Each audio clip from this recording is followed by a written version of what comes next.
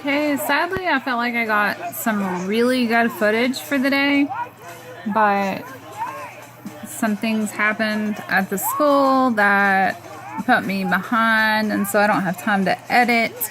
So I'm just throwing this up here really quickly, and tomorrow I will just film some more, and then I'll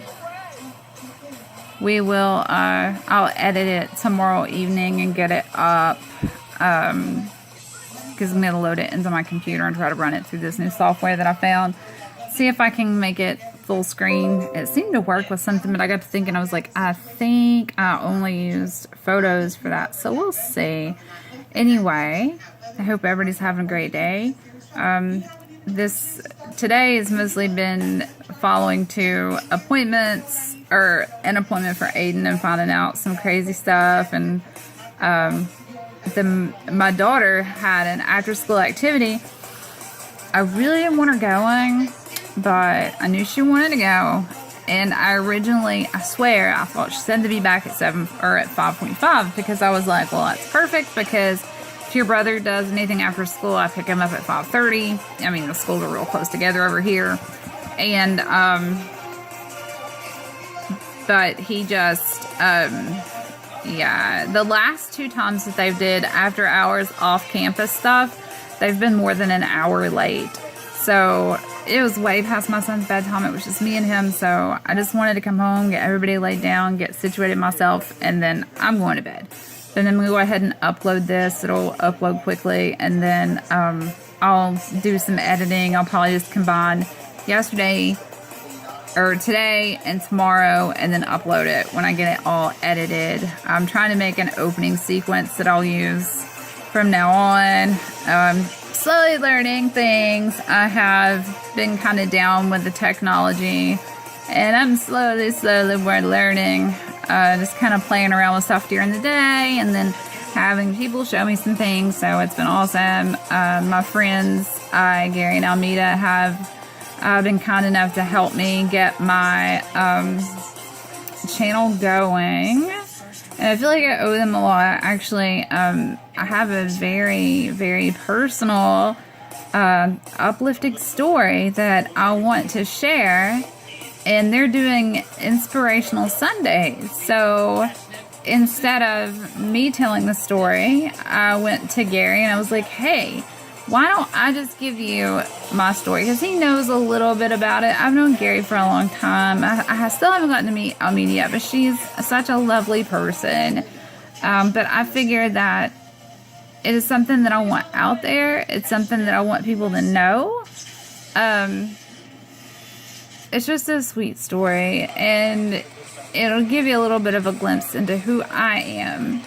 So hopefully when they do their Inspirational Sundays, somehow I can get that on my channel as well, so it can be viewed by you guys if you aren't on their channel. I'm letting them do it on their channel because they have more of a following, and I want this story to be heard by as many people as possible.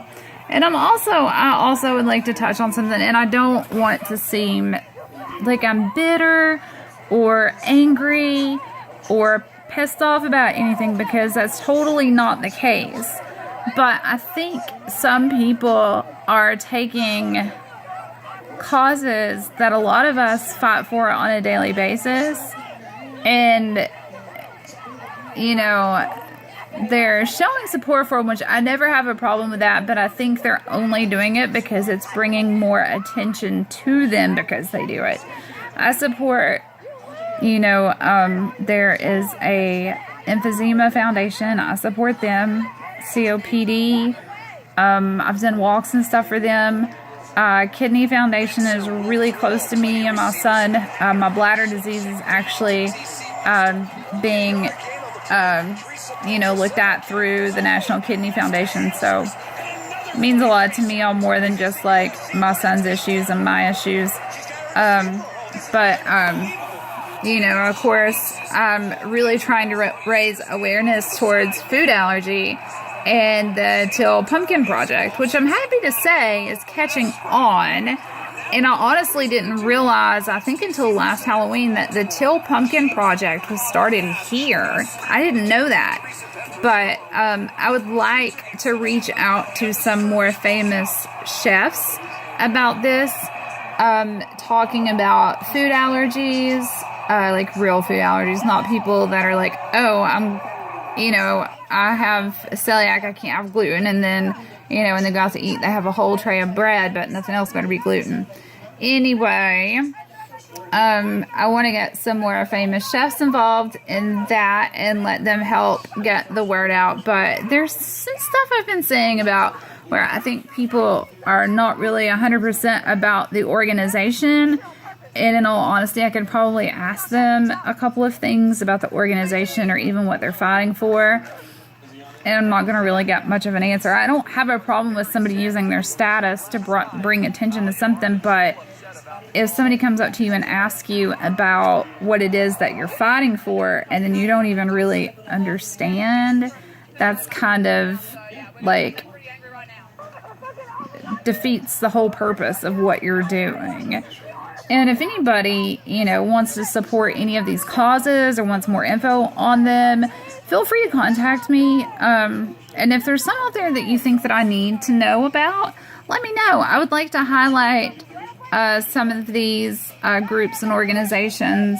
I'd like to pick a day and kind of focus on that day and do like a organization a day. And like I do work with I don't do work, but I do things to donate to the Diabetes Foundation.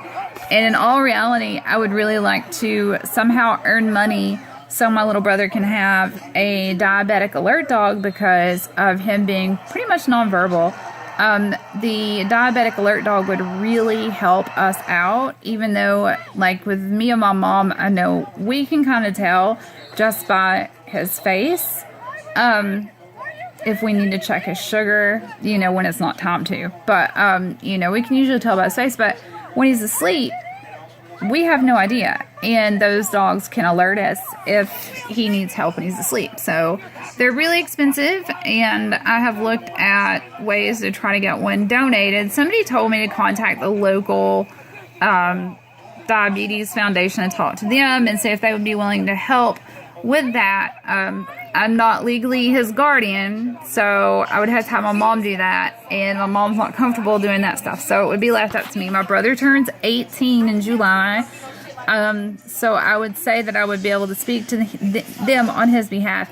And plus there's going to be some papers in the court that not necessarily giving me custody of him per se once he's 18, but it's a legal paper in the courts that if something was to happen to my mother, that I'm in charge of my brother and his care, because we're afraid that his father would take him, throw him in a nursing home, never to speak to him again really, except for here and there, and draw a check off of him and keep the money.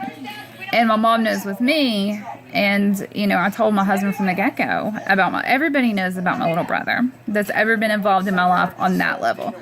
If it ever came to it and my brother needed me and needed a place to live, he's going to live with me. And that is just something that you're just going to have to accept.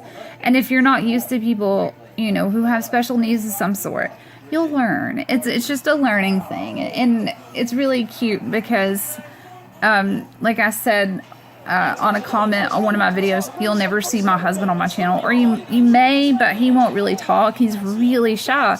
Like I said, my brother's pretty much nonverbal unless he's, knows you. He talks to me, he talks to the kids, he talks to my husband, but it's never much. He doesn't really speak in sentences. So, but it's so cute because when we go to Dollywood together, his big thing is he loves to ride roller coasters. And so my mom likes for us to go with her because she's afraid of heights. So we ride with him, and, me being overprotective sometimes, like, on some of the roller coasters where we can sit more than two in a seat, I stick them between me and my husband, and I don't think about noise bothering him. And I've got pictures like with the two of us screaming our heads off, and he's like grinning with his fingers in his ear. But whenever it's just a two-seater, he actually likes to sit with my husband. And I find it really funny because he was attached to my husband like fairly quickly. And it's really odd because my husband is a very, very shy person and very standoffish. Anybody that knows him knows this. So, you know, that kind of stole my heart in a way right there anyway. But I promise, video tomorrow. So don't think that I'm wearing the same stuff when I get everything uploaded. I've got some stuff to do, and oh, my daughter's got a quinceañera this weekend, and I guess her dad and his girlfriend are going to take her shopping for it. And I was requested to do a video about co-parenting and step-parenting. I'm not a step-parent, but I'm more than happy to do one on co-parenting, and I'm sure her father would be happy to speak on it with me. My husband isn't going to talk.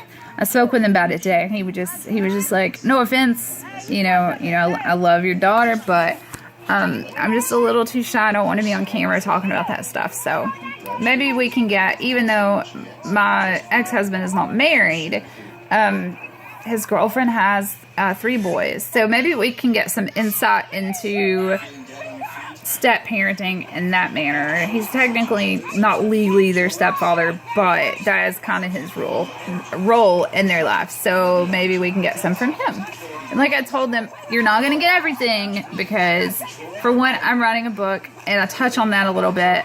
But also, we have discussed co-writing a book, and it is going to happen thanks to my daughter showing us the way that we can do it where we don't have to be sitting side by side when we do it.